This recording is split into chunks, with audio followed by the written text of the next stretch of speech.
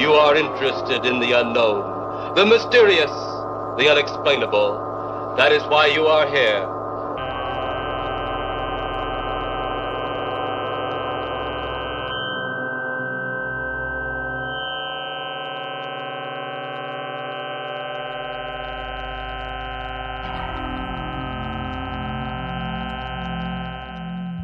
Welcome back, everybody. It's the Code RAD show. Hello, Jim.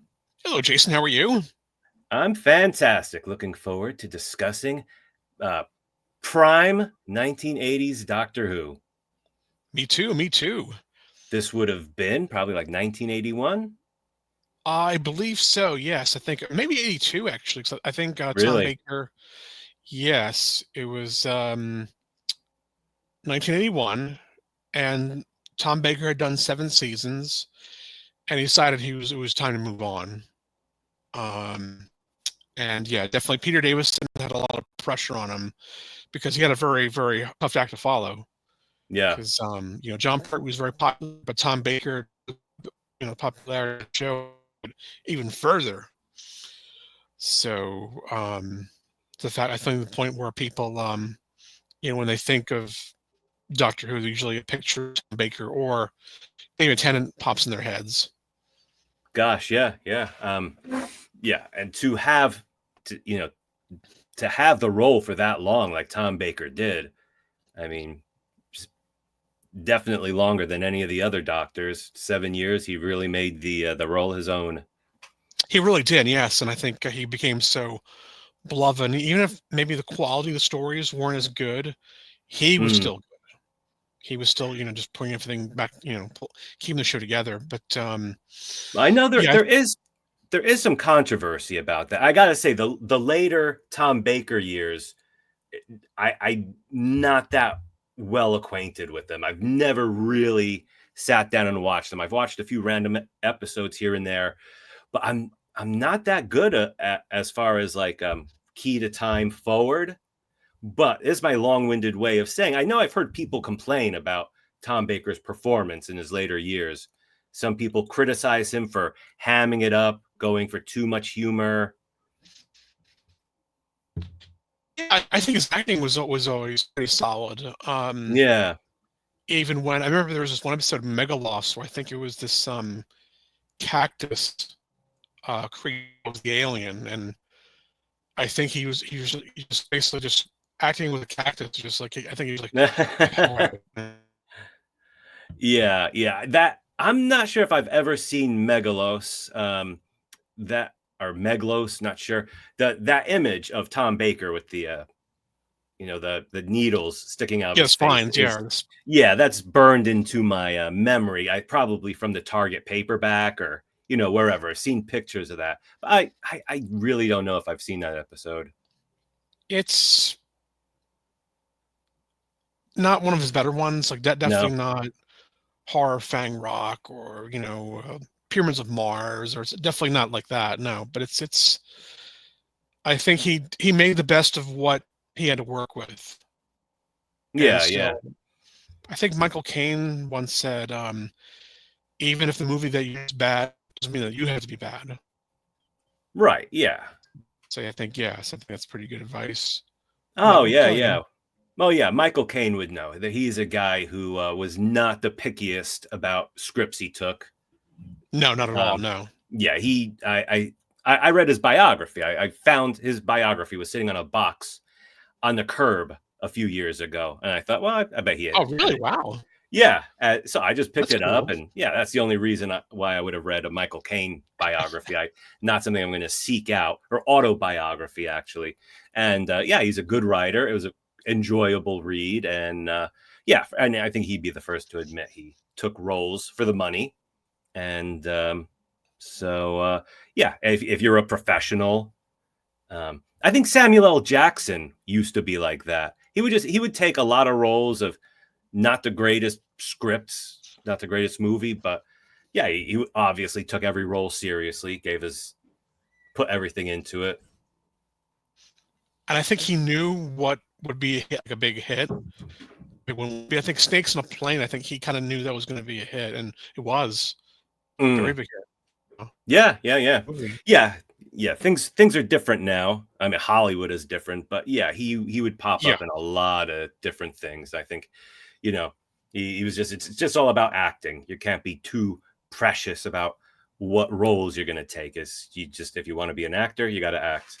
Yeah, And exactly. Yeah, just don't be so, just an artiste or just like, yeah, it's like this. Don't look at something as like beneath you. It's just, yeah. right, absolutely, yeah. Yeah, we can bring up Marlon Brando, but we probably don't want to stray too far from our Right. Yeah. topic. Right. I don't think we've even mentioned the subject of tonight's show, but all our viewers out there in Code Rad lands, I'm sure, have seen the thumbnail, know that tonight we are discussing Four to Doomsday, the second Peter Davison storyline to be telecast, although the first one to be filmed or taped, I guess, right? I believe so. Yes, that's right. Yeah, second story after his debut of Castrovalva. Right. And still got pretty good ratings. Got 8 million viewers. Still, still pretty solid. Yeah. Actually, maybe it might be my slideshow. Should I bring it in now? Yeah, Okay, absolutely. Let's bring it see. in. Okay, so here we are with hello. There we go. Yes, that smile just that's definitely Tom Baker. That smile just so disarming, just so yeah.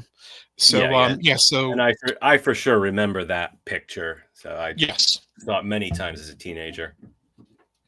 But he leaving and so like the big um this Goblus now it was kind of weird with the Watcher. Have you seen the Goblus? You've seen it, right? Seen what? Plus, it was Tom Baker's last story. Oh, sure. Logopolis. Yeah, Yeah, of sorry. course. But I thought the whole thing with the Watcher was strange. That's what happened. And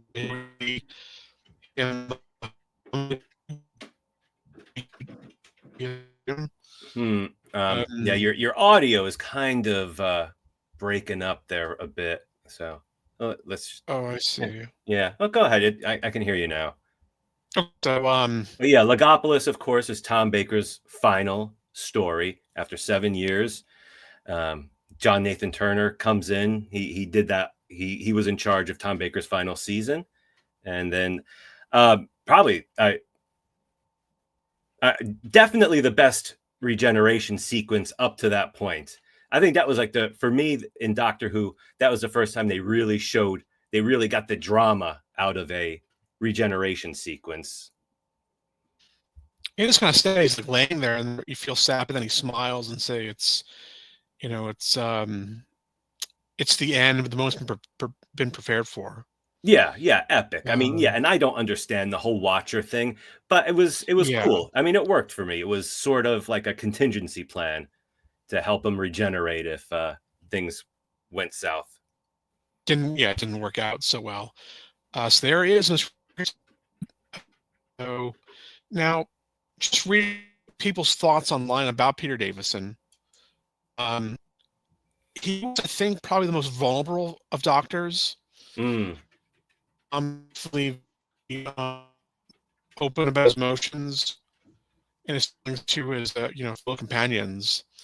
And I think a lot of people feel that since he was so vulnerable, that made him, well, weak. Mm.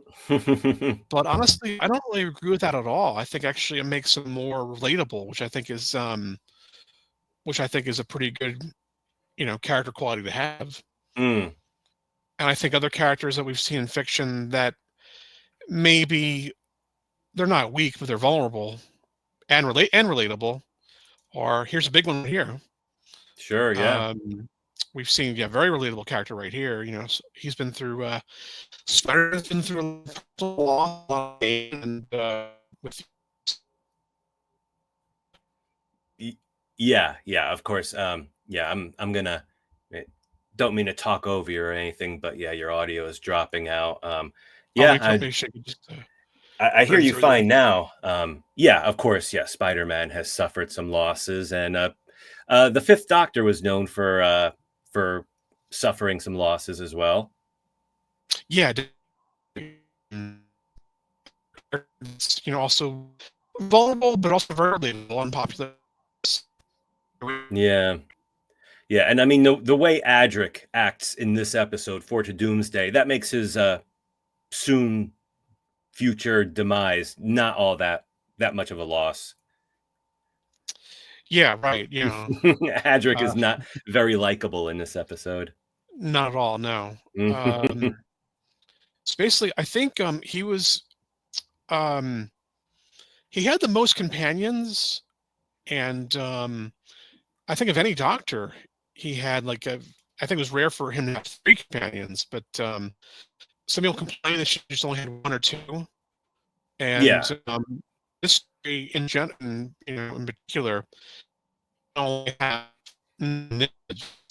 just Attic and Tegan, but actually Peter did for a little while longer.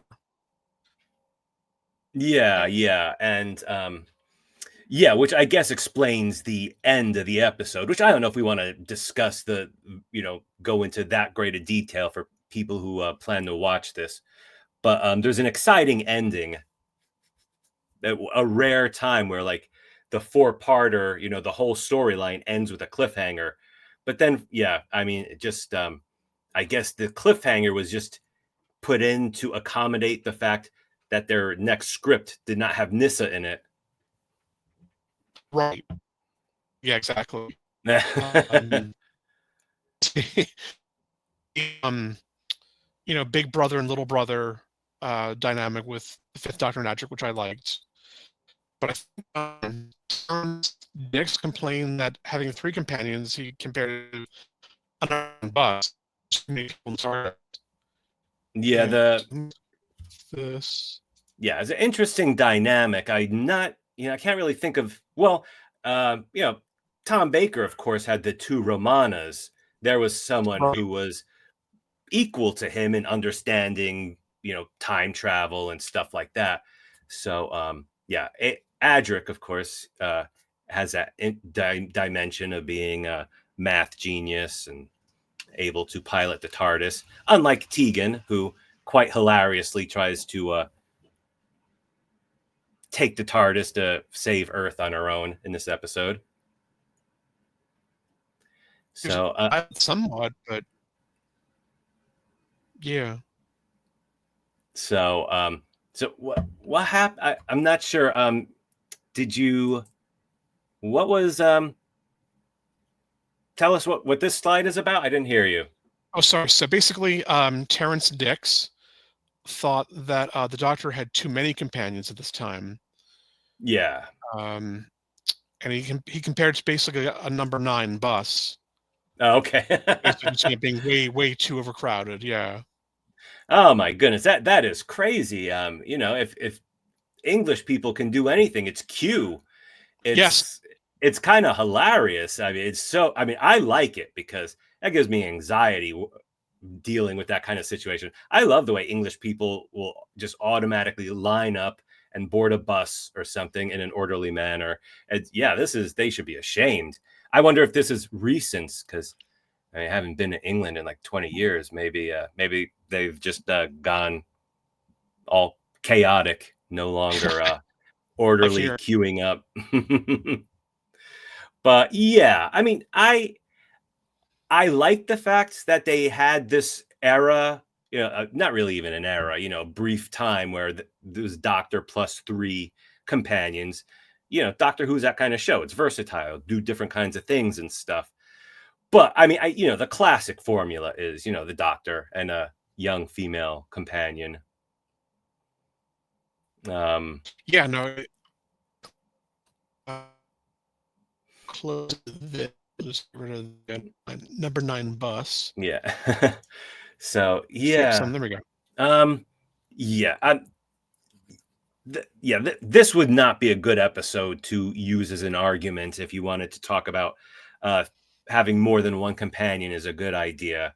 My my impression was basically, I always liked Tegan. She's very shrill in this episode. Yes, very.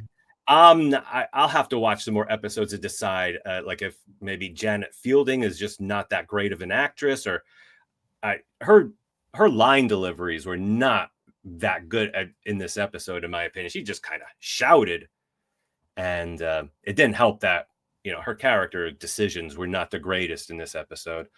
Adric is Adric. He kind of he's pretty just unlikable in this episode. He even, you know, kind of betrays the Doctor and his companions, and then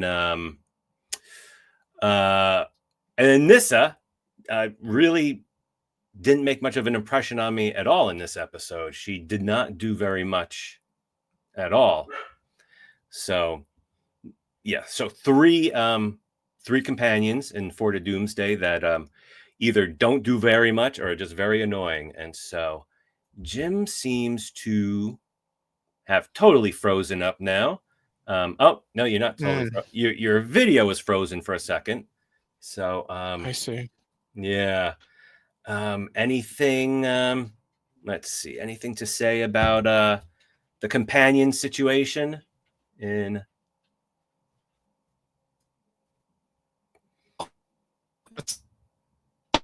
Yeah, your audio. Yeah, your audio is not really coming through.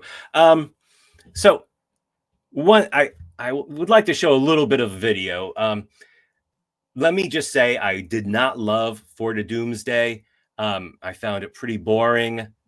The plot was not that good. The idea of this spaceship traveling towards Earth, with a bunch of poison frogs to destroy the population of Earth. Not exactly that much of a nail biter. And like the title of the episode, TO Doomsday, has this kind of ticking clock kind of, you know, atmosphere of it, which is great. But the episode does not really give you that feeling of we've got a ticking clock. The clock is ticking down, and then Earth is going to be invaded and humanity is going to be wiped out. You never really get that sense from this episode, or at least I didn't.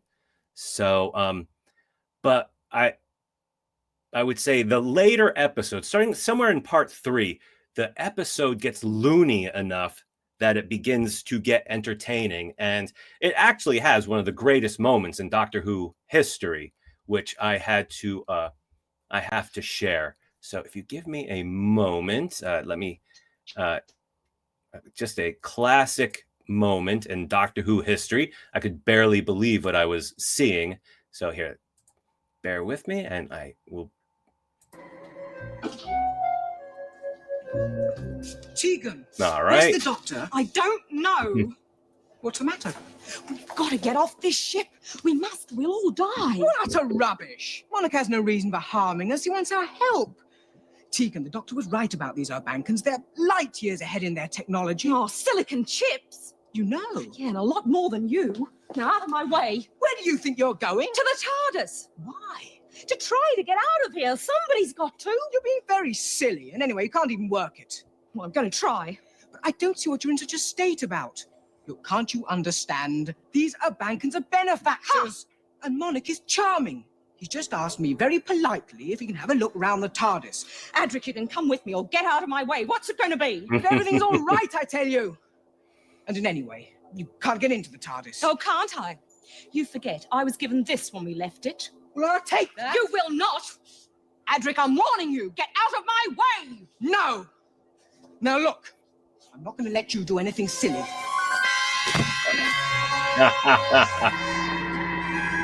All right, so Tegan with some Tegan Fu, or some sort of Australian jiu-jitsu, just knocks out Adric. He is out cold, and then she goes and proceeds to steal the TARDIS to save the Earth on her own. A pretty hilarious sequence. I think, there are a lot of Adric haters. Oh, it seems like Jim is back. Welcome back, Jim. Oh, thank you. I'm not sure what happened there, but back now. Yeah, technical problems. That is all a part of the the Code Rad universe. I don't know if you got to see too much of it. I showed a clip where Tegan lays out Adric, which I'm sure had children all across England cheering at tea time. There's a lot of Adric haters, and that and like a couple of other scenes, I think, save this storyline from being one of the worst. There's just like some campy, bonkers moments, like Tegan laying out Adric. That how can you not love that? So yeah. Not at all. He was just say, well, you're a woman, you couldn't understand, just things like that, very sexist and just very heartless and very thoughtless comments he would make, very condescending. Yeah, he was very hard to like, but due to all this, and yeah, I mean and I guess they were. John Nathan Turner is known for the drama, which could get kind of shrill at times. A lot of arguing, and some people call it like a soap opera type of atmosphere, which sometimes was great, sometimes not so much. And so Tegan just decided she had to knock out Adric and go steal the TARDIS. That was probably the highlight of the episode for me. Maybe the highlight of the entire Peter Davison years. So did you like this episode? Yeah, I liked it for the campiness, for the just the unintentional humor.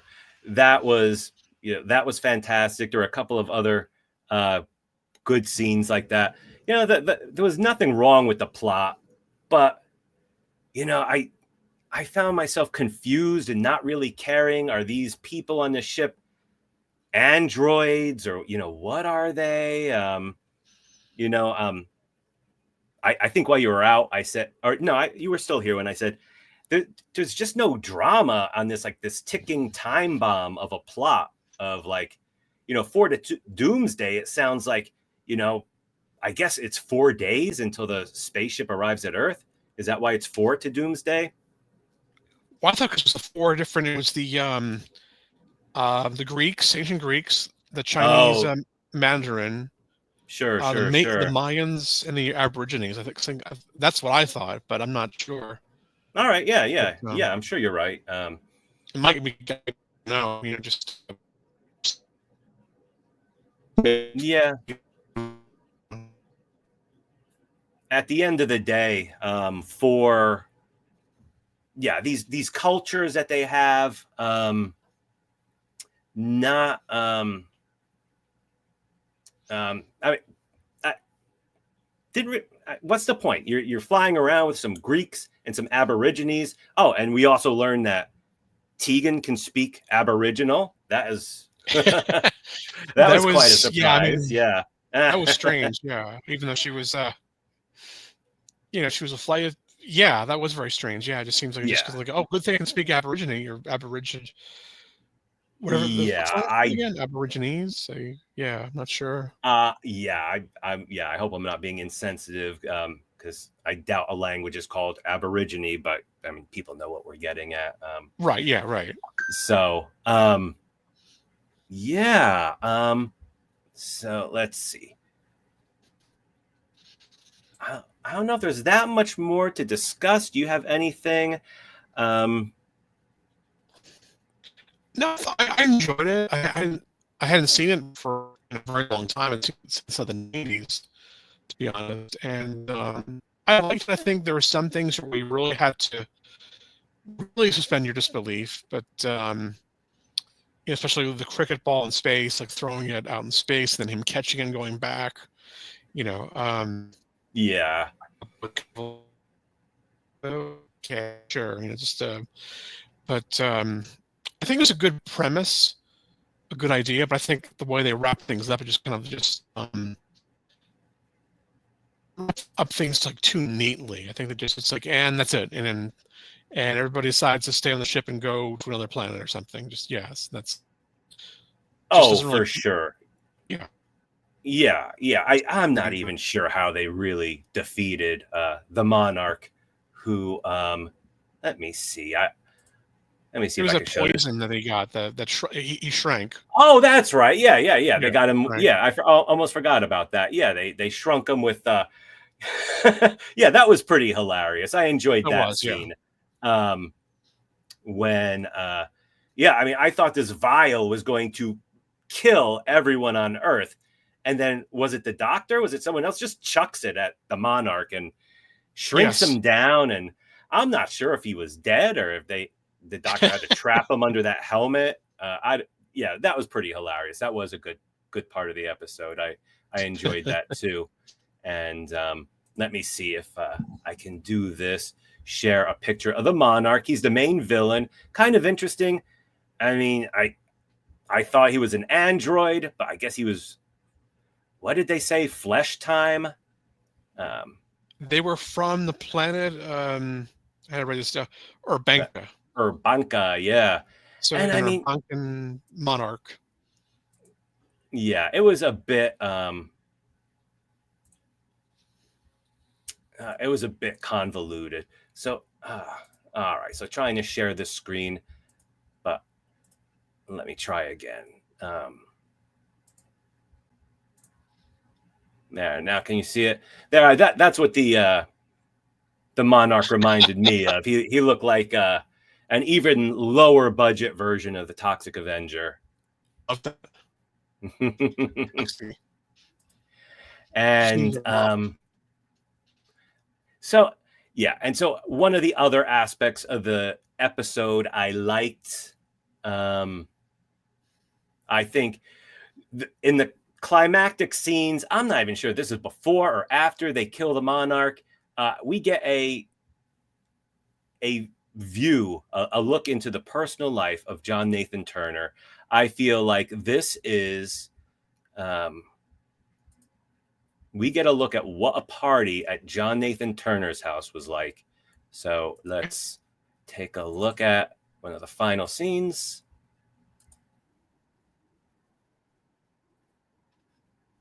Oh. There we go.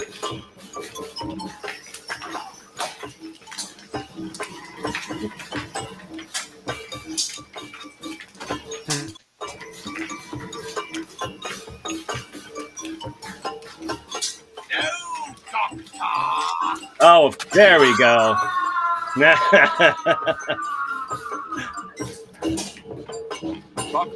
I don't know. I found that kind of hilarious when the doctor. I can't see it. Oh, here you go. I can see it. Yeah. Huh. I hope that was just your internet connection. I think it was being shown, but yeah, the ending is bonkers. All the people from the different cultures, you have the Aborigines and the Maya, they're all jumping around and dancing, and the doctor's walking around with his helmet and then just chucks that vial at the Monarch. So the ending was pretty awesome. This episode did have moments. Wasn't crazy about the plot. A lot of the episodes dragged, but Tegan going gangsta on Adric and stealing the TARDIS was pretty cool. So there you have it. For the Doomsday, I don't think one of the greatest moments of the Peter Davison. Not really, no. Years. Not a bad episode. Definitely not. There's better one. All right. So So I'm about ready to wrap it up. Yeah, I think two. All right. Thank you, everyone. Hope you enjoy this episode. We got some ideas for some topics I think you will enjoy. Some things are a little bit unexpected, hopefully, some surprises. So please join us on the Code RAD show.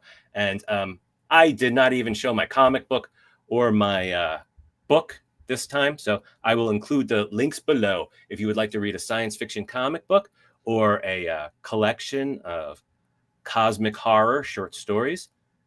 Take a look below. They are available. Interplanet and Tales of Conspiracy and Madness. All right. Thank you, Jim. Justin, take care. All right. And we'll see everyone next time. Bye, everyone. Take care, everybody. Bye. Bye for now.